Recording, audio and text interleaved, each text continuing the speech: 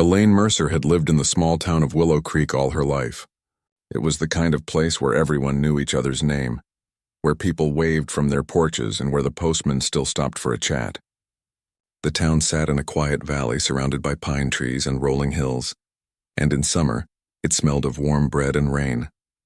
For years, Elaine had been one of its most loved people. She taught at the only elementary school in town, and every student who passed through her classroom remembered her gentle voice, her soft laugh, and the way she always stayed after class to help anyone who struggled. She had always believed in kindness. Her mother used to say, "Kindness is the only thing that grows when you give it away." Elaine had carried that lesson like a promise. She baked cookies for her neighbors, wrote letters for elderly folks who couldn't see well anymore, and spent weekends painting cheerful murals at the community center. She wasn't rich, but she had something better, a good name and a heart full of peace. That peace began to crumble one spring morning. It started with a whisper, the kind that slips through town like wind through grass, soft but impossible to stop. At first, Elaine didn't even know what was being said. People started looking at her differently in the grocery store. A mother pulled her child a little closer as she passed. The local newspaper editor, someone who had once written an article praising Elaine's volunteer work, barely nodded when she greeted him. At school, she noticed her students acting strangely too. They avoided her eyes, whispered when she turned her back to the board, and giggled nervously when she asked questions. It took only a week for the whisper to grow into something sharp and cruel. One afternoon, the principal called her into his office. His face was pale, his voice careful, almost rehearsed. "Elaine," he began. "I don't know how to say this, but there's been a complaint." She blinked, unsure she had heard him right. "A complaint?" "Yes," he said, folding his hands. "From a parent, about something one of your students said." He didn't look her in the eye, and she felt her stomach twist. "What kind of complaint?" she asked quietly. He hesitated, then said, "The student told his parents you treated him unfairly, that you embarrassed him in front of the class." The story's gotten around. Elaine was stunned. She tried to explain that it wasn't true, that she would never humiliate a child, but his words had already made something inside her crack. It wasn't the accusation that hurt the most. It was the way he avoided meeting her eyes, as if he had already chosen to believe the rumor. By the next morning, the story had taken a life of its own. The details changed as it passed from mouth to mouth. What began as a small misunderstanding turned into something far more serious in the hands of gossip. In a town like Willow Creek, truth traveled on foot, but lies flew on wings. Elaine tried to keep teaching, tried to act as though nothing had changed. But the looks from the other teachers told her everything. Conversation stopped when she entered the staff room. The parents who used to smile now turned away. Some pulled their children out of her class altogether. At night, she sat at her kitchen table with a cup of tea growing cold in her hands, trying to make sense of how quickly everything had fallen apart. The house that once felt warm now seemed too quiet, too big. The laughter of her students echoed in her memory like a song she couldn't forget. Her brother, Mark, called from another state when he heard the rumors. "You need to come stay with me for a while," he urged. "Let things cool down." But Elaine couldn't bring herself to leave. "This is my home," she said softly. "If I go, they'll think it's true," Mark sighed. "People believe what they want to believe. You can't fight gossip with truth if no one wants to hear it." Still, she stayed. She believed that time would fix it, that people would remember who she really was. But time only made the silence thicker. A month later, the school board called her in. They told her they had to temporarily suspend her while they investigated. The meeting lasted only 10 minutes. They spoke in polite voices, but their eyes were filled with unease, as if her presence alone was uncomfortable. When she left the building, the spring air felt cold against her skin. Without her job, her days stretched into long hours of waiting and wondering. She tried to fill the time, walking her old route to the park, reading, tending her small garden, but everything reminded her of the life she had lost. People still crossed paths with her, but they no longer said hello. The bakery stopped saving her favorite loaf. The librarian stopped recommending books. Even the postman, who used to chat every morning, now just nodded and hurried away. It was strange how quickly a person could disappear without leaving. Elaine's name was still on her mailbox. Her house still stood on the same street, but it felt like she had faded into a ghost.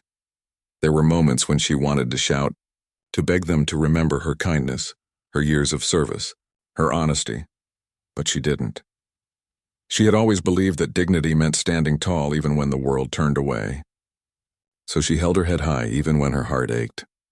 One afternoon, she went to the grocery store and overheard two women whispering near the fruit section. They didn't see her standing behind them. "She doesn't look guilty," one murmured. "They never do," the other replied. Elaine left her basket and walked out. She sat in her car for a long time before starting the engine, her hands trembling against the steering wheel. The town that had once loved her now didn't even see her as human. They saw only a story they had made up, and she couldn't rewrite it. She started avoiding crowds. She'd go shopping early in the morning or late at night. She stopped attending Sunday service, even though her faith was something she had always leaned on. The pastor came by once to check on her, but his visit was awkward. He didn't stay long. After that, even the church became a place she could no longer go. Days turned into weeks and then months. The investigation at the school dragged on, though she suspected it had quietly been closed. No one told her anything. No letters came, no phone calls. She had become a shadow in her own story. Still, she tried to hold on to small things. She'd sit by the window in the evenings, watching the sun dip below the hills, painting the town in soft gold. For a few minutes, she could almost believe nothing had changed. Sometimes she wrote in her journal, not because she thought anyone would read it, but because writing made her feel less invisible. "I'm still here," she once wrote, "even if they don't see me." But deep down, she began to question that. If no one spoke your name anymore, if no one believed your truth, did you still exist in their world? The hardest part wasn't the loneliness. It was the betrayal. She could have forgiven strangers, but not the people she had once called friends. Not Mrs. Hardy, who used to bring her pies every Thanksgiving. Not Mr. Lowell, who had trusted her to tutor his son. Not the principal, who had once called her the heart of this school. Now, when she walked down Main Street, conversations stopped. Shop windows reflected her tired eyes back at her, eyes that had seen too much doubt, too much loss. By the end of summer, Elaine realized that her life had changed forever. She hadn't done anything wrong, but she had been judged and forgotten all the same. Yet, beneath all the hurt, a small spark of strength began to grow. She didn't know it then, but this quiet endurance, this stubborn belief that truth still mattered, would one day draw the attention of someone else. Someone silent but strong. Someone who would see her pain not as a weakness, but as proof of her courage. For now, though, Elaine Mercer sat alone in her small house at the edge of Willow Creek, the sound of crickets filling the night. Outside, the world moved on as if she had never been part of it. Inside, she held on to a single, fragile hope, that someday someone would finally listen. Days turned into weeks and weeks into long, quiet months. The air in Willow Creek had begun to cool as autumn came, painting the trees in shades of orange and gold. It was the kind of beauty that usually made Elaine's heart full.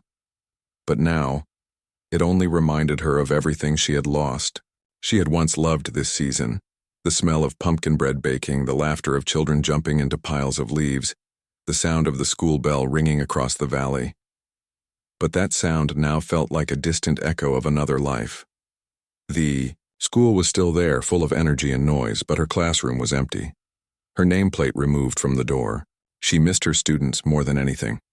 She had kept a little box of notes they had written her over the years, small pieces of folded paper filled with doodles and misspelled thank yous. "You are the best teacher ever," one had said. "Thank you for helping me read," another wrote in bright green crayon. She read those notes often, especially on days when she felt invisible, as if the words could remind her that she had once been someone who mattered. But in Willow Creek, silence was heavier than words. Every morning, Elaine walked to the edge of town where the old railway tracks ran past the pine forest. The trains hadn't run in years, but she liked the stillness there. She would walk for an hour, her shoes crunching against gravel, her thoughts drifting like the autumn wind. No one went there anymore, so it was the only place she could breathe without feeling the weight of eyes watching her. Sometimes she'd stop by the tracks and close her eyes, imagining that if she stood very still, she could hear the faint sound of a train in the distance, a sound that meant something was moving forward even if she couldn't.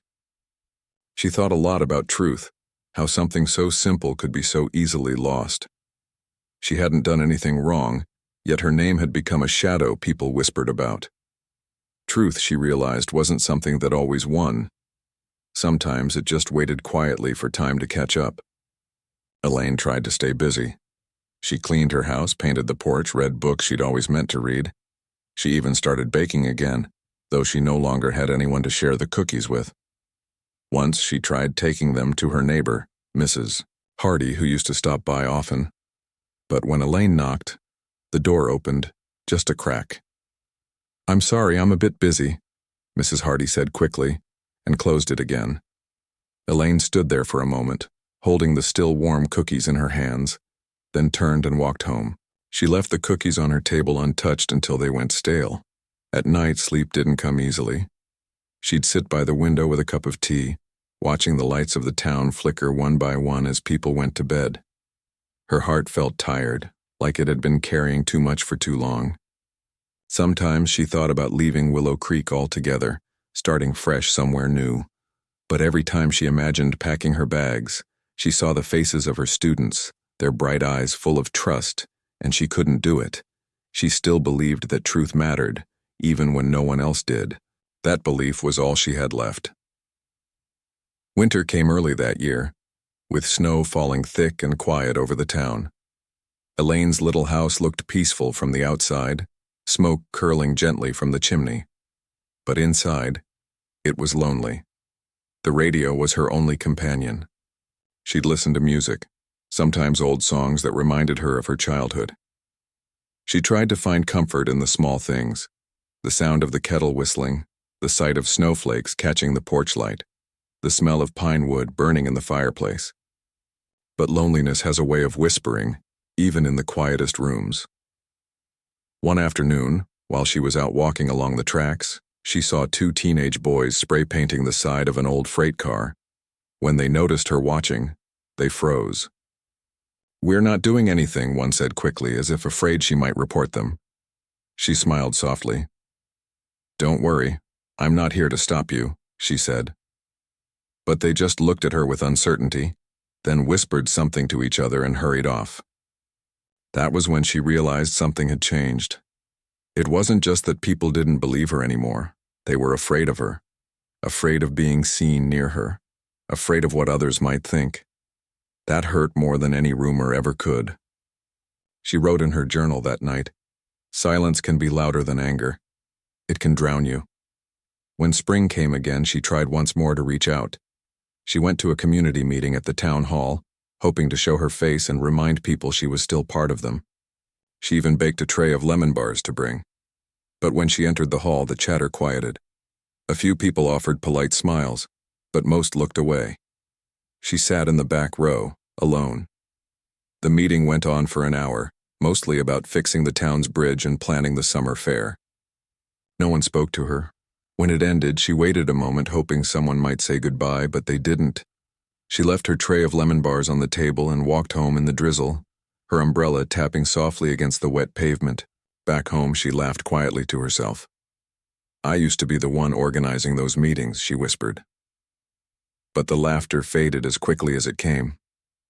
It wasn't all sadness, though. There were still small moments of light. One morning, she found a handwritten note slipped under her door.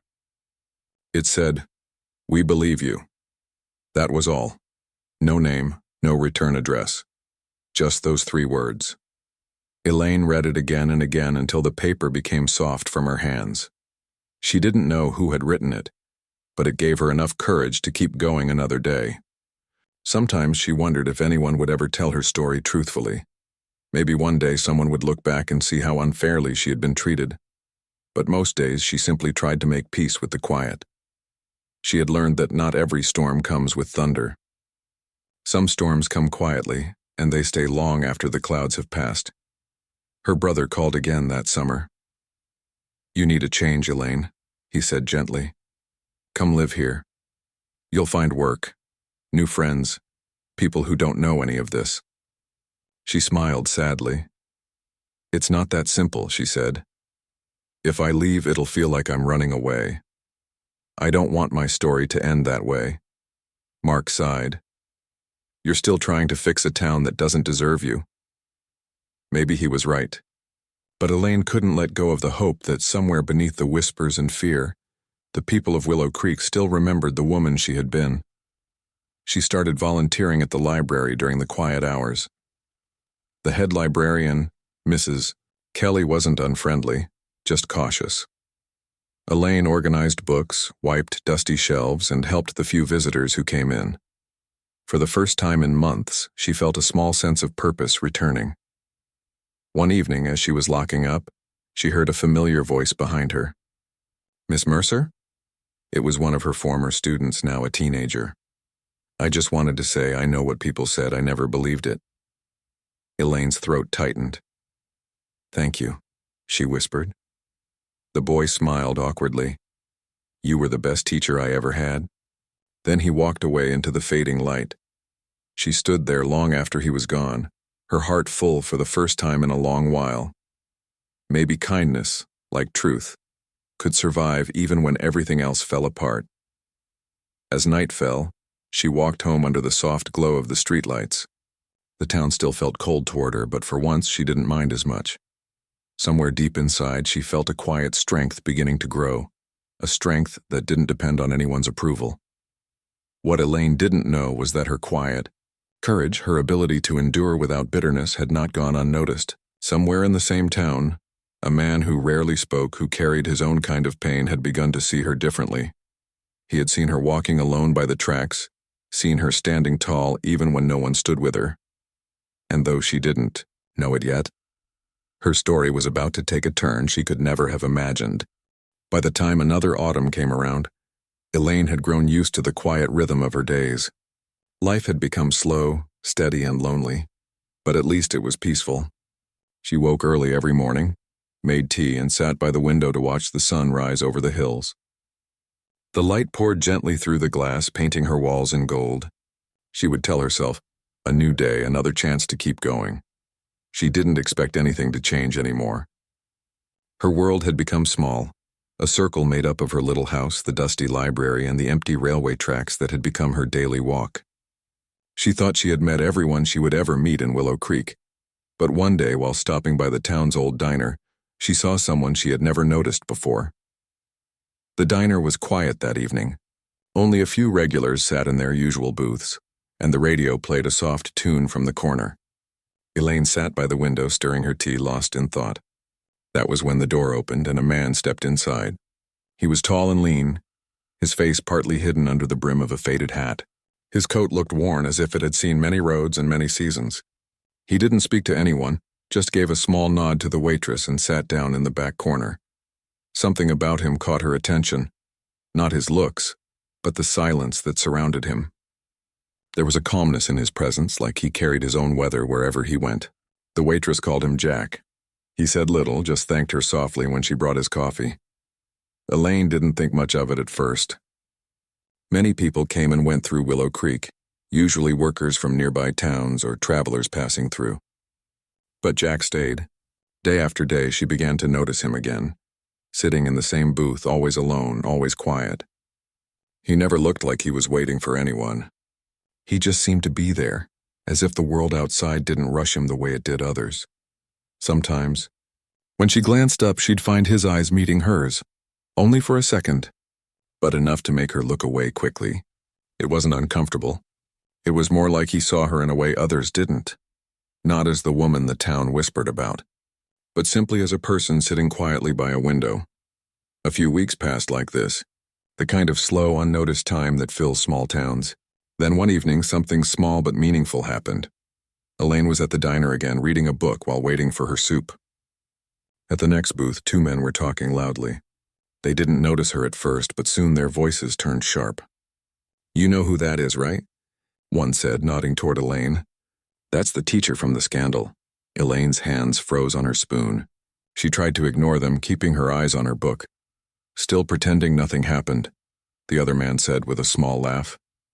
Before she could stand up to leave, the noise in the diner faded. The two men stopped mid-sentence.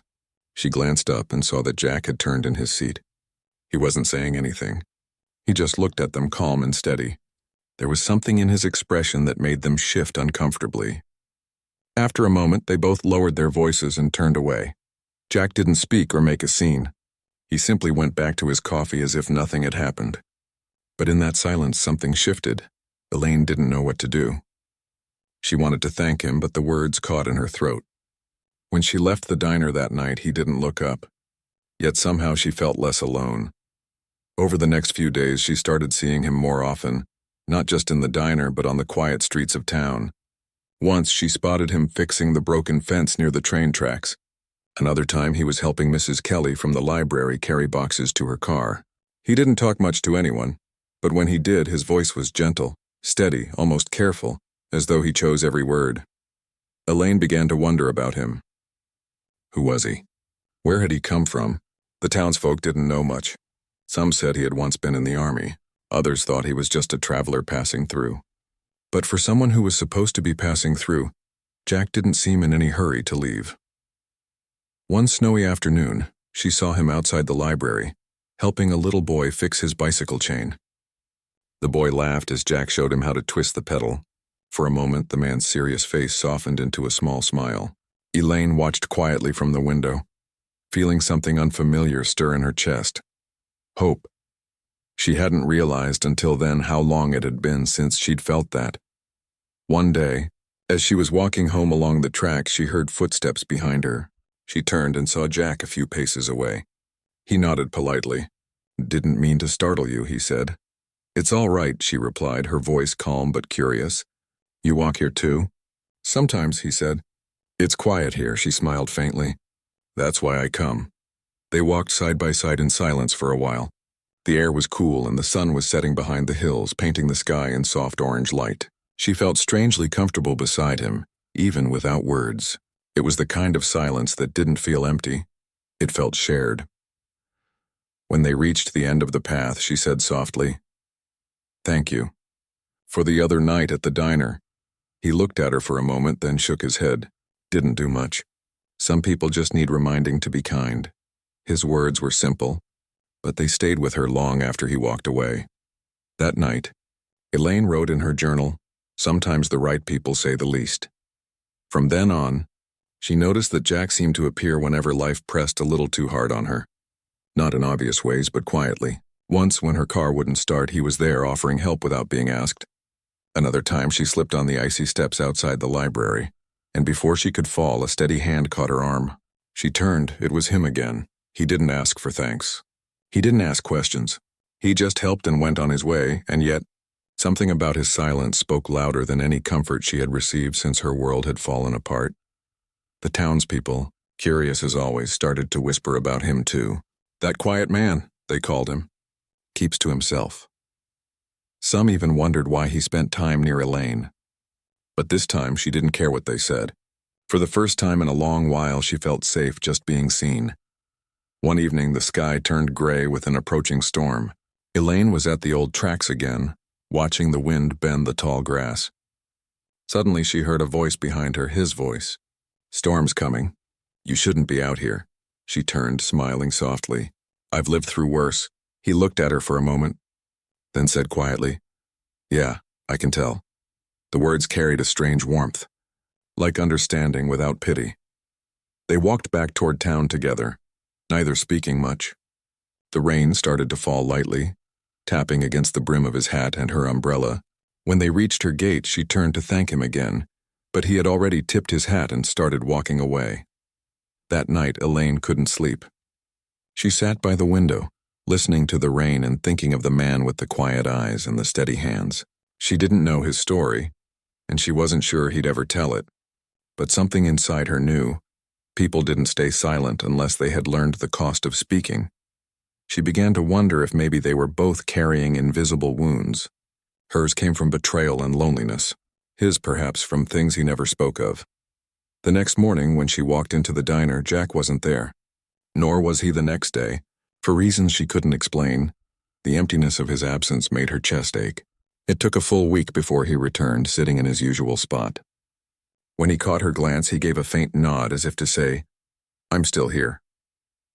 Elaine smiled back. It was a small exchange, but it meant more than words ever could. What she didn't know was that Jack had noticed her long before she had noticed him. He had watched the way people treated her, the cold glances, the way the room went quiet when she entered. He had seen enough in his own life to recognize pain when it lived behind someone's eyes. He didn't see a rumor or a scandal. He saw a woman who had lost everything but still walked with grace. And in his quiet heart something began to stir, something that would soon change both their lives forever. Winter came quietly to Willow Creek that year, with soft snow covering the roofs and streets like a blanket. The cold mornings carried a strange calm, and though Elaine's life had settled into quiet routines, there was a growing heaviness in the air, something unspoken, but real. For months, whispers about her had died down, only to return again in small, cruel ways. A few people had begun to question why she was still in town, why she hadn't moved away. Some called her stubborn. Others used softer words, but the meaning was the same. To them, she was a reminder of something they wanted to forget, their own quickness to judge. Elaine tried not to let it reach her heart. She walked her same path every day, smiled at those who met her eyes, and carried herself with quiet grace. But deep inside, she felt tired. The kind of tired that comes not from work, but from being misunderstood for too long. Jack noticed it too. He didn't say anything, but he could see it in the way she stood, her shoulders slightly slumped, her steps a little slower than before. He had come to know her rhythms, her silences, her small smiles that tried to hide pain. And though he rarely spoke, he was always watching from a respectful distance, never to intrude, only to make sure she was all right. One evening, the sky was painted with fading light and the streets were almost empty. Elaine walked home from the library, her scarf pulled tightly around her neck. Snowflakes began to fall, slow and delicate. She loved that sound, the hush of snow falling on an empty road. But as she turned onto her street, she stopped. Her heart froze. Her front fence had been knocked over, and on her porch, she saw something that made her chest tighten. The same cruel words she had once seen whispered behind her back were now scrawled across her door in red paint. She stood there in silence, her breath visible in the cold air. She didn't cry. She didn't shout. She just stood still, staring at the door that had always been her safe place. It was strange how pain could come back like this, after she had worked so hard to let it go. From across the street, a figure moved in the shadows. Jack had been walking home from the diner when he saw her standing there. Without a word, he approached slowly. When Elaine turned, she saw his eyes, calm, steady, and full of understanding. "Don't touch it," he said softly. "I'll take care of it." "I don't even know what to say," she whispered. Her voice trembled for the first time in months. "I thought people were done with this." He looked at the painted words and then back at her. "Some people don't change," he said quietly. "But you don't have to break because of them." For a moment, she just looked at him, the cold wind brushing against her face. "Why do you care so much, Jack?" she asked, not accusingly, just softly, almost like she was afraid to ask. He hesitated. "Because I know what it's like," he said after a pause. "When the world decides who you are without asking." Elaine lowered her eyes, understanding more in his silence than in his words. Jack helped her remove the damaged boards from the fence that night. He didn't say much, only worked quietly, his movements steady and sure. When the cold became too much, he nodded toward her door. "Go inside," he said gently. "I'll finish this." She wanted to argue, but the look in his eyes told her that it wasn't pride that made him help. It was care. So she went inside, lit a fire, and watched through the window as he worked under the falling snow. For the first time in years, someone was standing up for her, not with noise, not with anger, but with quiet strength. When he finished, he knocked softly on her door. She opened it and found him dusted with snow, his coat damp. "You didn't have to do that," she said. "I know," he replied, "but I wanted to." She smiled faintly, her eyes shining in the firelight. "Would you like some tea?" He hesitated, then nodded. It was the first time he had ever accepted an invitation from her. Inside, the house smelled of pine and warmth. He sat at the small wooden table, his large hands wrapped around the steaming mug she gave him. For a while, neither of them spoke. The silence between them felt gentle, not heavy. Finally, she said softly, "You never talk about yourself." He looked into his cup. "Not much to tell." "I don't believe that," she said, her voice kind. "People don't get eyes like yours without a story." He smiled faintly, though it didn't quite reach his eyes. "Maybe someday," he said. They talked for a little while longer, about the town, about the snow, about how small things could still be beautiful. When he left, she walked him to the door. The air outside was calm again. "Good night, Jack," she said. He nodded. "Good night, Elaine." After that night, things began to change, not in big ways, but in quiet ones. Jack's presence became a kind of comfort that the town couldn't quite understand. People began to notice that he was always near her street in the evenings. Some whispered, of course, but no one dared say anything to her face. Then one evening, a small group of young men decided to test that silence. They lingered near her house, laughing loudly, speaking just enough for her to hear through the window. It wasn't cruel laughter, just careless. But to Elaine, it carried a sting. Jack was sitting on the steps of the old diner across the street. When he heard the laughter, he stood up slowly. He didn't rush. He didn't shout. He just walked across the road, his boots crunching on the snow. The men grew quiet as he approached. He didn't need to say a word. There was something in the calmness of his face, the steadiness of his posture, that made them lower their eyes and walk away. Elaine saw it all from her window, her breath caught not out of fear but out of gratitude. She didn't want trouble, she never had. But there was something deeply moving about someone simply choosing to stand near her, without asking for anything in return. After that night, no one came near her house again. Jack never spoke about it. He never mentioned what he'd done, and she didn't ask. But something had changed between them, a quiet understanding that didn't need words. Winter deepened and life continued at its slow pace. The town didn't suddenly become kind, but it became quieter around her. The same people who had once judged her now avoided meeting her eyes, not because of shame alone, but because they knew someone was watching. Someone who wouldn't let things go too far again.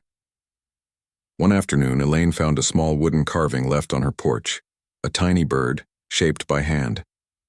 She knew immediately who had made it. There was no note, but there didn't need to be. That evening, she walked to the old diner. Jack was there, sitting at his usual booth, a cup of coffee in front of him. She walked over and placed the little bird on the table. "You made this," she said softly. He looked at it for a moment, then nodded. "Figured it might look nice by your window." She smiled. "It does, thank you." They didn't speak much after that. But from that night on, something gentle bloomed between them. Not romance in the loud, dramatic sense, but the quiet kind that grows from respect, kindness, and shared silence. In a town that once only saw her as a rumor, someone had finally seen her as a person again. Jack didn't save her with words. He didn't fight anyone or make grand gestures. He simply stood where no one else would, beside her in truth and in quiet. And for Elaine, that was enough to make her believe in goodness again. Spring returned to Willow Creek with soft rain and gentle wind. The snow melted slowly, revealing green grass and small white flowers pushing through the soil. The town came alive again. Children played outside, the market reopened, and the sound of laughter filled the air once more. But for Elaine, everything still felt different. Her life had become simple, peaceful, steady, and, in a quiet way, new. After the long winter, she had started painting again, something she hadn't done since her early teaching days. Her small living room was now full of bright canvases, pictures of hills, skies, and birds in flight. She liked painting birds the most. They reminded her that even if people tried to cage truth, it would always find a way to fly free. The harsh words on her door had long been washed away, replaced with fresh white paint. But what had happened? That night, the way Jack had stood outside her home without speaking a single word, stayed in her heart like a lantern that never went out. He still visited the diner every morning just as before. Sometimes they would sit across from each other and share quiet conversations about small things, the weather, the taste of coffee, or the books she had been reading. Neither of them spoke about the past, but their silence was no longer heavy. It was calm, familiar, safe. Life was slowly beginning to heal her, though she hadn't realized it yet. One morning, as she was dusting her bookshelves, she heard a soft knock on her door. When she opened it, she found the principal from the school, standing there. The same man who had once told her she was suspended. He looked older, thinner, and deeply uncomfortable. "Elaine," he said quietly, "may I come in?" She hesitated, but then stepped aside. He walked in slowly, his hat in his hands, eyes downcast. The air between them was thick with memories. "I won't take much of your time," he said. "But I owe you something I should have given long ago. An apology." Elaine didn't speak. She just waited, calm but curious. "The truth finally came out," he continued. "The student who made that claim. He admitted it wasn't true. He said he only said those things because he was scared after failing an assignment. His parents wanted to believe him, and we—" He stopped, his voice breaking slightly. "We believed it too quickly. I did. And I'm sorry." Elaine felt her heart go still. For a moment she wasn't sure she had heard him correctly. All those months, all those lonely days. And now the truth had come quietly, just as she had always hoped it would. She took a deep breath. "Thank you for telling me," she said softly. "I know it doesn't change what you went through," he said, his eyes full of guilt. "But the board is ready to offer you your position back, or at least to make things right however they can." Elaine smiled gently, though there was sadness in her eyes. "You can't return lost time," she said, "but I'm grateful you came." The man nodded, his shoulders heavy with regret. "You didn't deserve what happened, Elaine. This town owes you more than we can ever say." When he left, Elaine closed the door and leaned against it, tears finally falling down her cheeks, and not from pain this time, but from release. For so long, she had waited for this moment. Not for revenge, not even for justice, just for truth. Later that day, she walked to the diner. Jack was sitting in his usual booth reading a small newspaper. When he looked up and saw her smiling, he raised an eyebrow. "You look different," he said quietly. "I think I am," she replied. The truth came out. He set the paper down slowly. "You mean, yes." She nodded, her eyes bright. "They know now. They apologized." Jack leaned back in his seat, a faint smile tugging at the corner of his mouth. "Took them long enough." She laughed softly, the first real laugh he had ever heard from her. It filled the quiet diner like music. "It did," she said, "but I guess the truth doesn't rush. It waits." He nodded. "And you waited with it." They sat there for a long time, sipping coffee in comfortable silence. The world outside moved as usual, cars passing, people talking. But for Elaine, time felt still. She had carried so much pain for so long that peace almost felt strange. Over the next few weeks, news of her innocence spread through the town. People who had once looked away now tried to meet her eyes again. Some sent letters of apology. Others left flowers at her door. It was strange. All those voices that had once hurt her now trying to make amends. Elaine accepted their gestures with quiet grace. She didn't hold grudges. She had no space left in her heart for bitterness. Instead, she chose to forgive. Not because they deserved it, but because she deserved peace. One Sunday morning, she attended church again for the first time in over a year. When she walked in, the entire congregation turned to look. For a moment, she felt that old fear rise inside her, the fear of being judged. But then she saw Mrs. Kelly from the library smile and wave, and little by little, others nodded in greeting. After the service, people came up to her, softly, hesitantly, to say things like, "We're glad you're back," and "We were wrong." Each word was a small thread, weaving her back into the community she had once loved. But through it all, one thing remained unchanged: Jack's quiet presence. He never took credit for anything. He never mentioned that night by her fence or the way he had watched over her. To him, it wasn't a favor. It was simply what decent people did when someone was being treated unfairly. Then one evening, just as the sun dipped below the hills, Elaine went to the diner as usual, but his booth was empty. At first, she thought he might just be late. She waited. The minutes passed, and the waitress came by with a gentle smile. "He left this for you," she said, handing her a folded piece of paper. Elaine's hands trembled slightly as she opened it. Inside, in neat handwriting, were just a few words. "You deserved peace, not proof." I hope you found both. Jack. She read it twice, her heart tightening and softening all at once. He was gone. No one in town knew where he went, and no one had seen him pack or leave. It was as if he had simply faded into the world again, just as quietly as he had arrived. Elaine stood outside the diner, the evening breeze brushing against her face. She looked toward the hills and smiled through tears. "Thank you," she whispered into the air. From that day on, she carried his note in her journal. The same journal where she had once written about loneliness and silence. Now those pages spoke of courage, forgiveness, and quiet love. Months passed and life continued in its gentle rhythm. Elaine chose not to return to teaching. Instead, she opened a small art studio by the edge of town.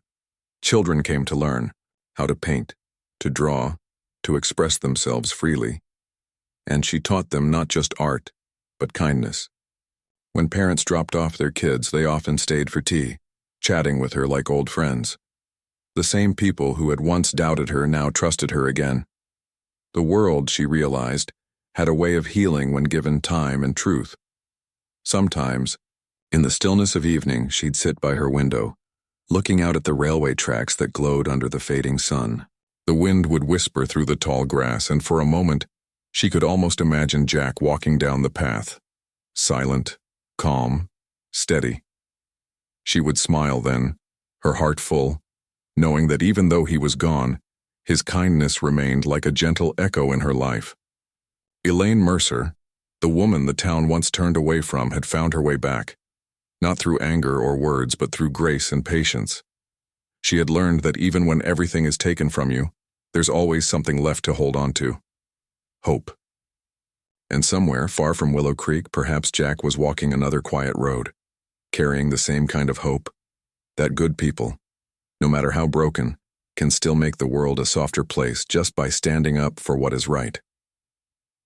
Elaine often said to her students, "Truth doesn't shout. It waits, and when it finally speaks, it brings peace." She would smile when she said it, a smile that came from a woman who had lost everything, but found herself again in the quiet after the storm.